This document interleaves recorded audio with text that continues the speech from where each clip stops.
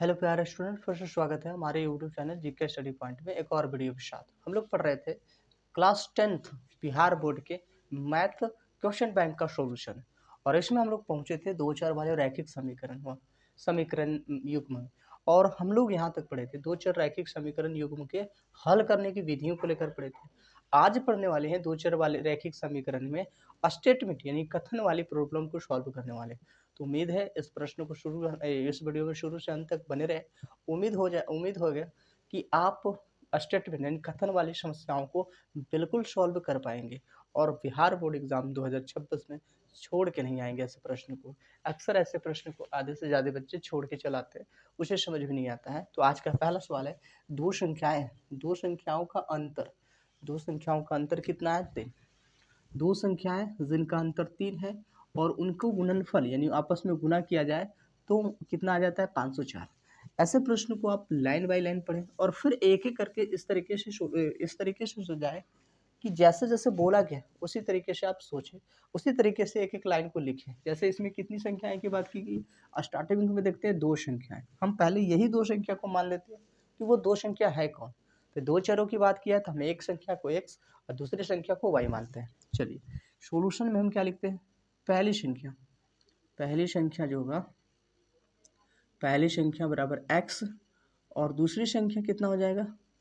दूसरी संख्या बराबर हो जाएगा वाई। अगर ये दोनों को घटाते हैं प्रश्न के हिसाब से, कहता है कि दोनों को अंतर करते हैं तो कितना आता है? 3 आता है।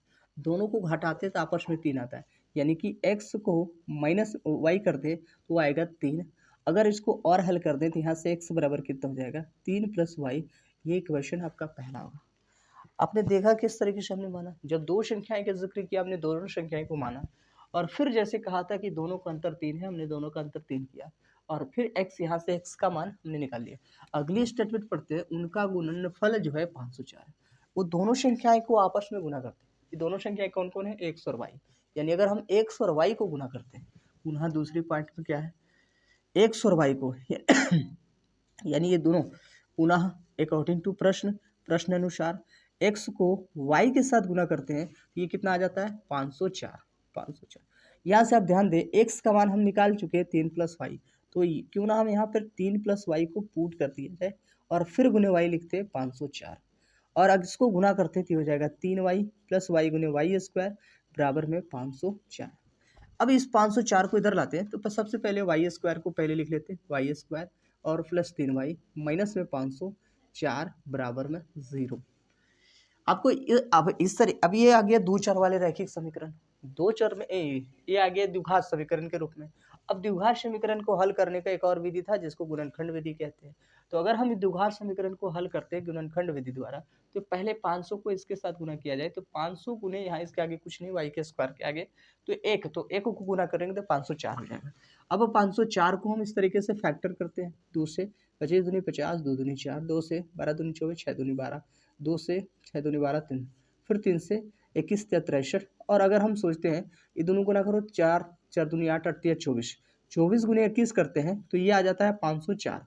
और 24 में से 21 जाता है तो आपका 3 बीच वाले प्राप्त होता है। इसका मतलब एक संख्या 24, अगर हम 24 वाई में 21 वाई करते, इसको तोड़ चुके हमने गुणनखंड कर दिया है तो कितना में टूटा है?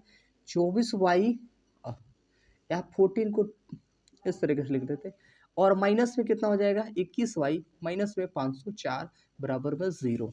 चलिए यहाँ से y कॉमन ले लेते हैं तो y प्लस में कितना हो जाएगा? 24। और यहाँ माइनस 21 कॉमन लेते हैं तो माइनस माइनस प्लस हो जाता है, यहाँ भी हो जाएगा 24। चूंकि ये दोनों सेम टू सेम है तो एक ठो को लिखते हैं यानी 24 और फिर y माइनस कितना? 21 बराबर 0। यानी y प्लस 24 बराबर कितना होगा? 0। फिर y माइनस 21 बराबर हो जाएगा 0। तो y बराबर कितना होगा? माइनस 21 और फिर यहाँ y बराबर कितना हो जाएगा? प्लस 21। अब ध्यान दे, दो संख्याएं में ओह यहाँ 24 नहीं लिखे, दो संख्याएं में कभी भी ये इसमें कहीं ऋणात्मक संख्याओं का जिक्र नहीं है। तो अगर हम इसको ना ले या दोनों में से कोई भी ले सकते हैं, पर हम कोशिश यही रहेगा कि ऋणात्मक वाला नहीं होगा। हम पहली संख्या या दूसरी संख्या y बराबर कितना हो गया? x। इसलिए आप ये कह सकते हैं या x इस मान को y का मान समीकरण 1 में रख दें, समीकरण 1 में रखने पर y का मान किस में रख दें? समीकरण 1। समीकरण 1 क्या है? x बराबर में 3 प्लस वाई अगर x बराबर देखते हैं तो ये हो जाएगा 3 प्लस में 21, आपस में जोड़ देते हैं तो ये कितना हो जाएगा 24। यानी आप कह सकते हैं कि पहली संख्या 24 है और दूसरी संख्या कितना है 21 है। दोनों संख्याएं इस तरीके से सरलता पूर्वक आप ज्ञात कर सकते हैं। उम्मीद है ये आप प्रश्न आप समझ गए होंगे। चलिए दूसरे प्रश्न को देख लेते हैं।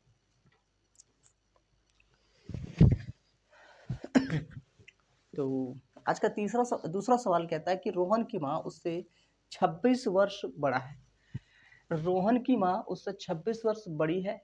उनकी आयु का गुणनफल अब से 3 वर्ष बाद 360 हो जाएगी। तो कहता है इस कथन को केवल समीकरण के रूप में लिखें। बहुत ही आसान प्रश्न है, ये 2025 में शायद पूछा हुआ प्रश्न है। तो चलिए इसको कैसे हल करते देखते हैं। तो सबसे पहले रोहन है, फिर उसकी माँ है। अगर हम रोहन की आयु अगर हम मान लेते हैं एक्स, तो उसकी माँ की आयु एक्स प्लस वाई 26 हो जाएगा। सपोज कीजिए कि रोहन है, ये उसकी मदर है। अगर इसकी उम्र अगर 1 वर्ष होगा तो इसकी कितने वर्ष बढ़ी है 26 वर्ष। तो क्या ये 27 वर्ष की होगी। अगर ये 2 वर्ष की होगी तो ये 29 वर्ष की होगी, ये 28 वर्ष की हो जाएगी। अगर ये 3 वर्ष की होगी ये 29 वर्ष की होगी। कहने का मतलब अगर रोहन की आयु हमें पता हो जाए तो क्या उसकी माँ की आयु ज्ञात किया जा सकता है कि नहीं किया जा सकता। इस कथन के हिसाब से, स्टेटमेंट के हिसाब से हम ये कह सकते हैं कि रोहन की माँ जो उससे 26 वर्ष बड़ी है। अगर हमें रोहन की आयु को मान लिया जाए तो उसकी माँ की आयु हमें ऑटोमेटिक पता चल जाएगा। जितना मानेंगे उसमें प्लस 26 कर देंगे। ध्यान रहे, अगर इस तरीके से सवाल आए कि उससे बड़ी है तो जिससे बड़ी बोला जाए उसकी आयु ज्ञात करें।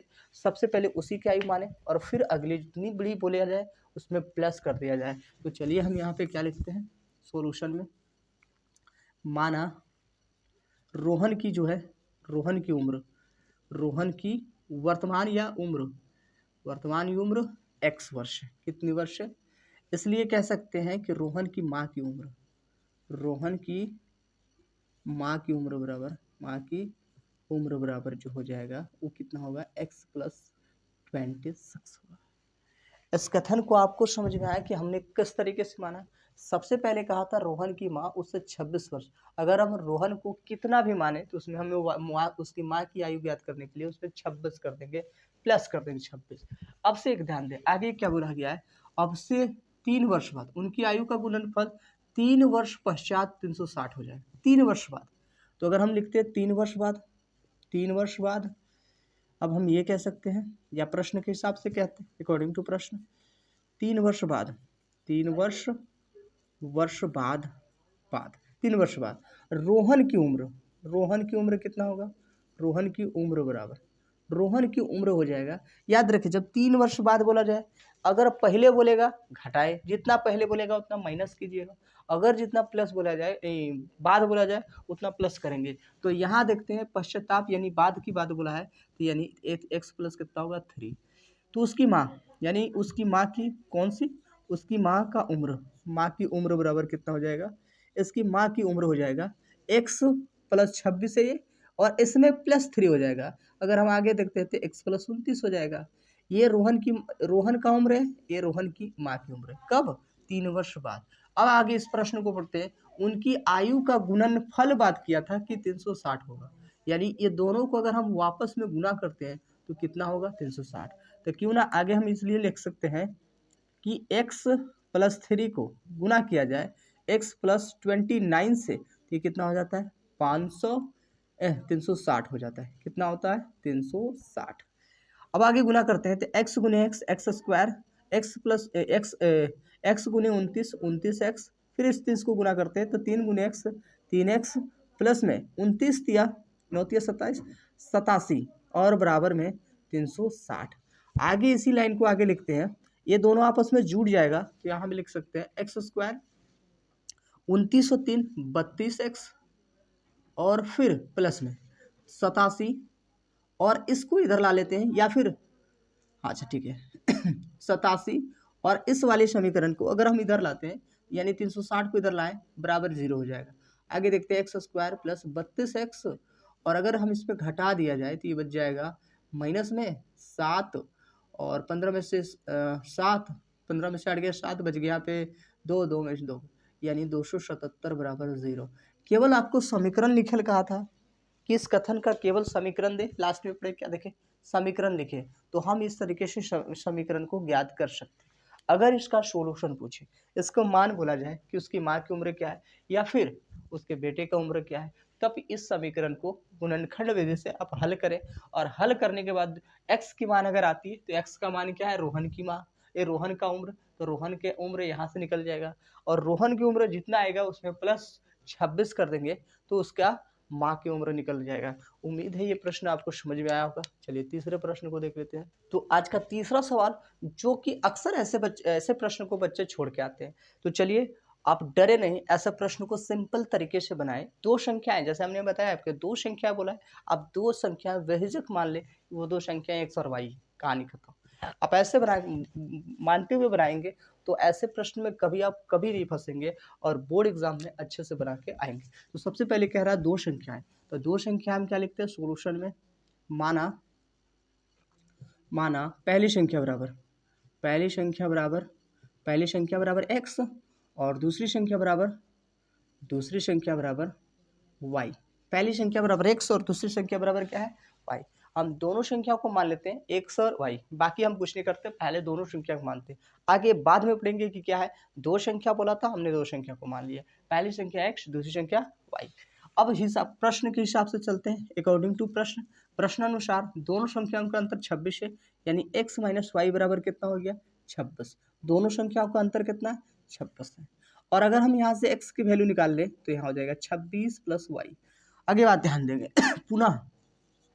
पुनः प्रश्न को अगले लाइन पढ़ते हैं तो क्या बोला गया है, एक संख्या जो है दूसरी संख्या के 3 गुनी है। एक संख्या दूसरी संख्या क्या होगा 3 गुनी। आप इस बात को ध्यान दें कि अगर पहली संख्या में अगर दूसरी माने यानी बड़ी में से छोटी घट रहा है, तो अगर हम यहाँ पे हिसाब से दूसरी लाइन के हिसाब से पढ़ते हैं तो बड़ी संख्या हमेशा छोटी से बड़ी होगा, यानी ये हमेशा बड़ी है, ये क्या है बड़ी। तो बड़ी संख्या जो होगा छोटी के कितना गुना है 3 गुना, छोटी के 3 गुना है यानी 3 इसमें गुना होगा, तब दोनों बराबर हो जाएगा। यानी अगर हम यहाँ x बराबर लिखते हैं तो यहाँ हो जाएगा 3y, और अगर इस 3y को यहाँ बैठ दें या इक्वेशन आप ये लिख सकते हैं आगे, तो आगे हम इसे लिख देते हैं x का मान समीकरण 1 में रखने पर बिल्कुल आपकी सरल तरीका यही है, आप प्रश्न को बनाएं और ऐसे में कभी आप फंसेंगे नहीं। तो अगर हम x बराबर इस x का मान यहाँ रखते हैं तो समीकरण एक है x बराबर में 26 प्लस वाई। अगर हम यहाँ 3y बैठे, क्योंकि x बराबर कितना है 3y, तो 3y अब इक्वेशन 2 भी हम कह सकते हैं इसे। और अगर हम 3y रखते हैं बराबर में यहाँ लिखते हैं 26 प्लस में y, इस y को इधर लाते हैं तो 3y माइनस में y बराबर में 26, ये घट जाएगा तो 2y बराबर कितना होगा 26, 2 से कट जाएगा 13 बार में, यानी y का मान आ गया 13। y का मान कितना आता है, यानी दूसरी संख्या कितना है 13। तो अगर हम पहली संख्या निकालना चाहे तो यहाँ रख दें, आगे लिख देते हैं y का मान समीकरण 2 में रखने पर अब अगर समीकरण 2 देखते हैं तो x बराबर कितना है 3y, यानी x बराबर कितना होगा 3 गुने 3 13, यानी x बराबर 13 तिया 39। बिल्कुल इस आसान तरीके से आप दोनों संख्या के मान इस तरीके से आसानी से निकालें। उम्मीद है ये तीसरे सवाल आपको बहुत बढ़िया से समझ में आए। जैसे पहली लाइन में बोला गया था तो वैसे आप बिल्कुल करें, दोनों संख्या को मानें, फिर जैसे जैसे कहा गया वैसे वैसे सजाते जाए और एक बार इस तरीके से हल करते हैं तो बहुत ही आसान तरीके से आप ऐसे प्रश्न को बना के आएंगे और कभी भी नहीं इस तरह के प्रश्न छोड़ के आएंगे। चलिए चौथे प्रश्न को देख लेते हैं। तो आज का चौथा सवाल है, बहुत बड़े लंबे चौड़े स्टेटमेंट लिखा हुआ है, लेकिन ऐसे प्रश्न बहुत ही आसानी तरीके से बनते हैं। वो किस तरीके से, सबसे पहले प्रश्न को पढ़ते हैं। कहता है किसी भिन्न के अंश और हर, कोई भिन्न है और जैसे ही ऐसा प्रश्न का भिन्न का अंश हर, दो बातें बोला है, तो हम क्यों ना पहले सॉल्यूशन में लिख लेते हैं कि माना क्या एक बात किया अंश और दूसरा हर, तो अंश बराबर अगर हम मान लें कि x है और हर बराबर मान लें y है, तो भिन्न बराबर क्या हो जाएगा, भिन्न बराबर हो जाएगा आपका अंश बटे हर यानी x बटे y। पहले लाइन से हमने ये एक लाइन पढ़ा यहाँ से यहाँ तक, और पहले लाइन से इतना हमने ज्ञात कर लिया कि दो संख्याएं किसी संख्या का भिन्न, कहता है किसी भिन्न का अंश और हर में। अब बाकी दो क्या जोड़ रहा है क्या घटा रहा है इससे मतलब, पहले आप भिन्न अंश और हर को माने और फिर एक भिन्न ज्ञात करें, बिल्कुल ऐसे। अब आगे प्रश्न कहता है कि 2 जोड़ने पर 9/11 हो जाता है। यदि अंश और हर दोनों में 3 जोड़ दिया जाता है तो वो 5/6 हो जाता है। कितना होता है? 5/6। 2 जोड़ते हैं तो 9/11 होता है, और अगर हम 3 जोड़ देते हैं तो वह कितना हो जाता है? 5/6।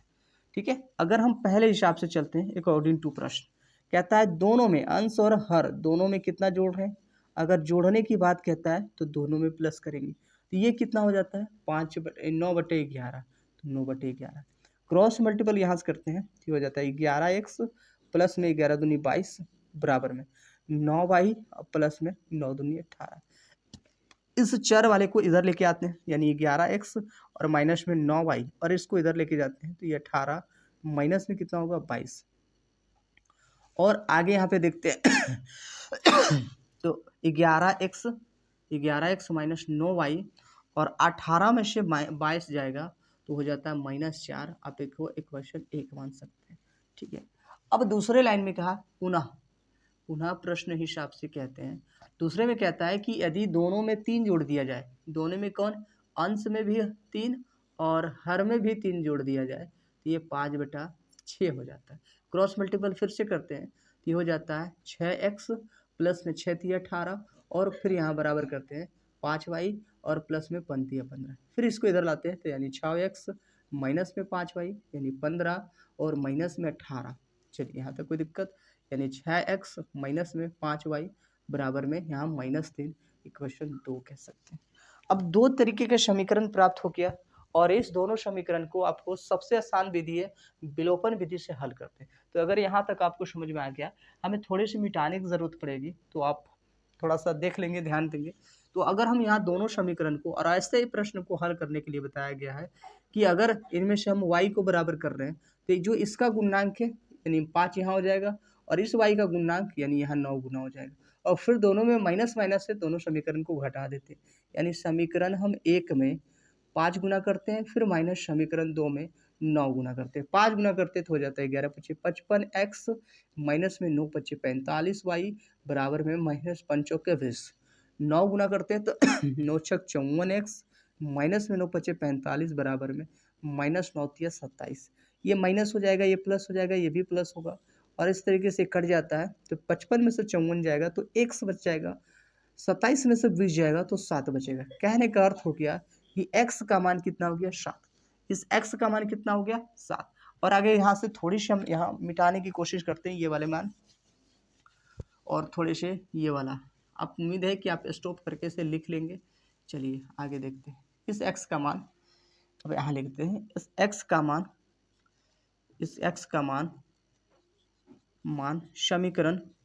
समीकरण फर्स्ट में रखने पर, अब हमने गलती से मिटा दिया लेकिन समीकरण फर्स्ट हमने ध्यान नहीं दिया कि समीकरण फर्स्ट क्या होगा। शायद 11x और फिर माइनस था और 9 × 5 = 45, 9y और बराबर में -4 ये था। x का मान कितना है? 7, तो हम यहाँ 7 लिखते हैं, माइनस में 9y बराबर में -4। 1177 माइनस में 9y बराबर में -4। आगे यहाँ पर देखते हैं तो माइनस इसको इधर लेके आते हैं तो 77 इधर आता है प्लस हो जाएगा, ये इधर लेके जाते हैं प्लस में y हो जाएगा। 77 और 4 कितना होगा? 81 बराबर में 9y। 9 से 9 बार में कटता है इसलिए y का मान कितना होगा? 9। यानी x का मान कितना होगा? 7 और y का मान कितना होगा? 9। इसलिए आप थोड़े से और मिटाते हैं और ये दोनों मान को देखते हुए इसलिए आप भिन्न बराबर, कहता है वो भिन्न क्या होगा? तो भिन्न बराबर क्या है? अंश बटे हर यानी x/y। x का मान 7/9। ये आपका फाइनली आंसर होगा और उम्मीद होगा कि आप ए प्रश्न को अच्छे से सीखें। ये आपके बोर्ड के लिए अति महत्वपूर्ण प्रश्न है।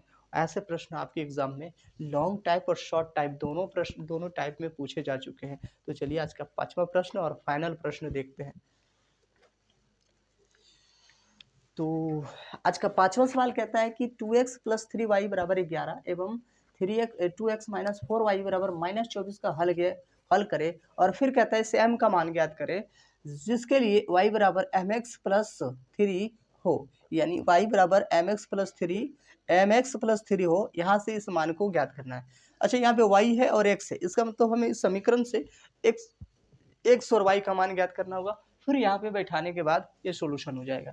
तो चलिए सबसे पहले दोनों समीकरण को लिखते हैं कि क्या क्या दिया हुआ है। तो सॉल्यूशन में सबसे पहले दोनों समीकरण लिख, तो 2x प्लस में कितना है 3y बराबर में 11, ये इक्वेशन आपका पहला है। दूसरा कहता है 2x माइनस में 4y बराबर में -24 है, ये इक्वेशन आपका दूसरा है। हमने दोनों समीकरण को लिखा। इस समीकरण को, ये दोनों समीकरण को आप किसी भी मेथड से हट कर सकते हैं। 3 मेथड आपको बताया गया, वो तीनों मेथड में से किसी मेथड को अप्लाई करते हुए ये दोनों समीकरण को हल कर सकते हैं। हम यहाँ पे विलोपन विधि को सबसे अच्छे विधि और सरल विधि को मानते हैं, तो इसी विधि से इसको हल कर लेते हैं। यहाँ से x और y का मान निकाल रहे हैं। हल करते समय हमने ये देखा है कि 2x यहाँ भी है, 2xy 2x यहाँ भी है, तो क्यों ना दोनों समीकरण को आपस में घटा दें बिना किसी गुना भाग किए हुए। तो समीकरण 1 को माइनस कर देते हैं समीकरण 2 से, यानी 2x और प्लस में 3y बराबर में 11 है। यहाँ पे 2x है माइनस में 4y बराबर में -21 है। घटाएंगे तो ये माइनस हो जाएगा, ये प्लस हो जाएगा, ये भी क्या होगा प्लस होगा।